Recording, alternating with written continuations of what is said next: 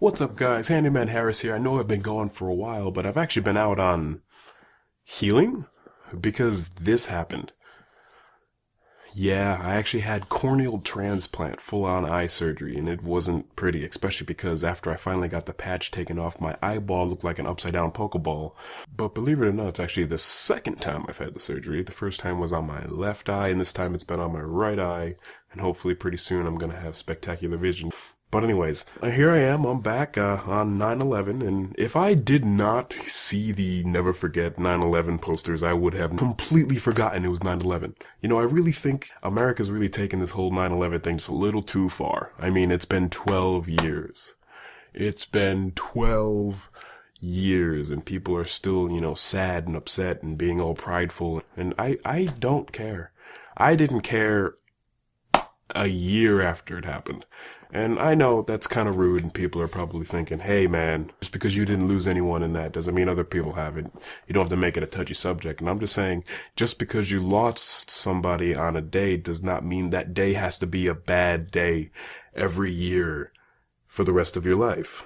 If your loved ones were lost in 9/11 and then they found out that every year on the day that they died, you were a complete wreck and everyone's still trying to fight for freedom, and why aren't we rebuilding? Why aren't we, trying to secure our own country? It's not a day for sadness. It's not a day for pride. It's not a day for vengeance. It should be a day for peace. It should be a day to remind this country that we should stand together. Try to live in better harmony. Why aren't we picking up the pieces instead of going back to war? And don't even get me started on the whole Syria thing. Don't even get me started on that, because everyone knows that is a complete waste of time, and not even gonna get into that one. But yeah, really, no, 9/11 shouldn't be a thing anymore. Not at all. I always try to avoid social media on today just because I can't stand looking at it. I really cannot stand all the posters, all the pictures, all the statuses, all the updates, all the links in the videos, and the sad day in American history. Yeah, we've had a lot of those. Big whoop. I really feel like going for a walk. Yeah, no, that's happening. What's up, guys? Handyman Harris in the building, and by the building I actually mean outside, because for the first time I decided to record a video out in the open, out in the wilderness. So here I am, making a fool out of myself. It's been a little while since I made a video, but I do have a lot of work in progress. But today we're going to be talking about some user questions. Actually, surprisingly, a number of you are still sending in user questions, and that's awesome. That's pretty damn awesome. Let me try to get my phone out.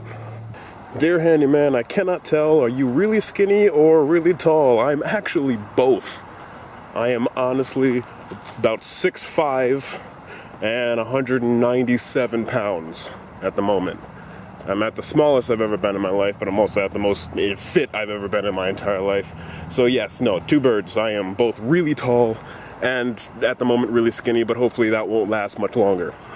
Oh, but speaking of which, I'm thinking about making actually a fitness part to my channel. So yeah, keep your eyes open for that, because that's going to be a lot of fun as well. There you go. Dear Handyman, because you always wear sunglasses, are you blind? And I'm not talking stupid blind, I'm talking Stevie Wonder, Ray Charles blind. No, I am not blind. I do wear a lot of sunglasses, hopefully, but as you can tell right now, I'm wearing my regular glasses. Nope, just out here on the bike path making a fool out of myself because people don't know who I'm talking to.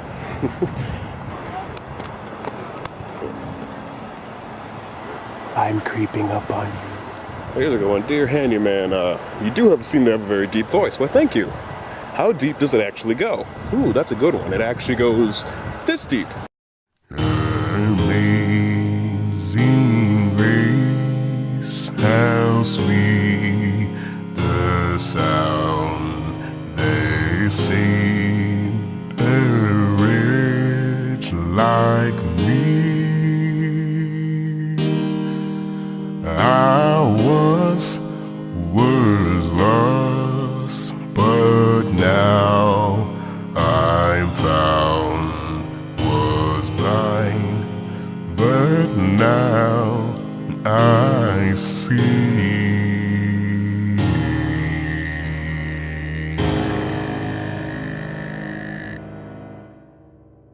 Yeah, no, the lowest note I've ever actually sung or hit vocally has actually been a F sharp or a G flat on scale, low G flat, which is only a whole semitone below what I hit in the video, and in that video it was very hard to hit that note audibly.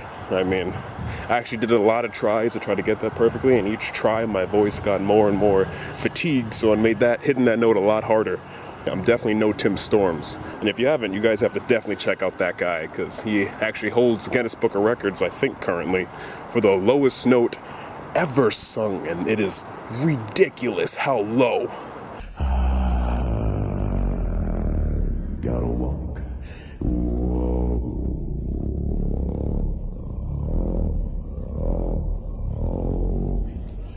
That lonesome road. Walk that lonesome.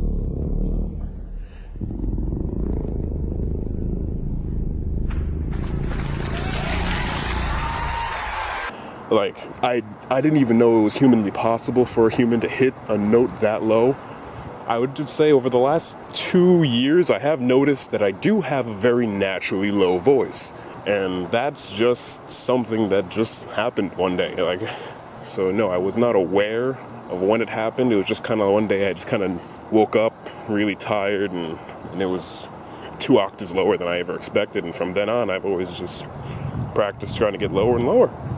Oh, but for everyone who doesn't know, I'm actually in the process of filming a short film. It's actually going to be a horror movie. You know, I'm writing the script right now, so hopefully, you know, I'll have something to show for it within the next few days. And I'm actually going to be doing a casting call shortly. I'm not going to be doing it yet, but if you do live in the Rhode Island area, keep a lookout, because who doesn't want to be in a movie, especially an awesome horror flick? Hell yeah, it's going to be a lot of blood, it's going to be a lot of disappearance, a lot of suspense and awkward noises. We're going to be filming this very similar to the Blair Witch Project. I'm going to give people a vague idea of what's going to happen, but I will not tell them when it will happen, nor will I give them an actual full-on script. I'll just be like, here's the emotion you're trying to convey, and do it however you would do it. I mean, let's try to keep this as natural as possible, right? But I'm going to leave you guys on a high note with a little bit of advice. Don't spend your days waiting for a pick-me-up, because nothing can pick you up better than yourself. Stay classy. Handyman out. Oh God, that's bright. Oh.